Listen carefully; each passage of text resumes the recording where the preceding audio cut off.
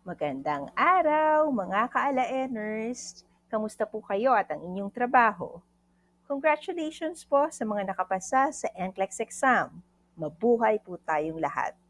Simula na po ito ng pag-process ng inyong American Dreams. Bago yan, paki-like and share and subscribe po muna ang ating Alae channel. I'm sure po na most of you ay naka-access na sa nurses para makasave and print ng inyong license report. Kaya lang po, as you go along the way ng application process ninyo for the required documents for USCIS I-140 application, not accepted po ang license verification from nurses. Personal experience ko po ito ng application delay. Kaya ang tanong sa mga NCLEX passer, saan po kukuhanin ang Texas License Verified Report? Saan po ba ito mahahanap? Ito na po ang simple at napakadaling kasagutan. Pumunta lang po tayo sa site ng Texas Board of Nursing License Verification Portal.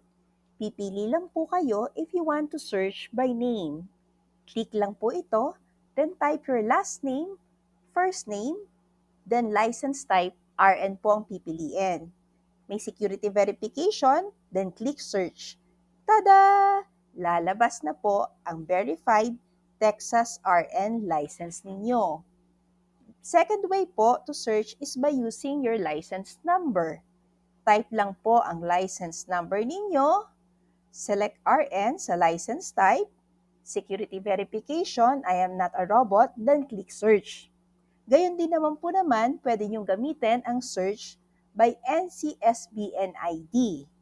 I-type lang din po ang ID, then search na po. Then you can print and download na ang acceptable verified Texas Nursing License. Pwede nyo na po ito na i-forward sa immigration firm or agency na nagpa-process ng inyong USCIS I-140 application. Ayan na po. Ganyan lang po, napakadali to get your Texas Verified License Report. Naway nakatulong po ang pag-share ko sa inyo ng experience ng pagkuha ng RN Texas License Report. Mapagpalang araw po sa ating lahat, mga ka-alaeners.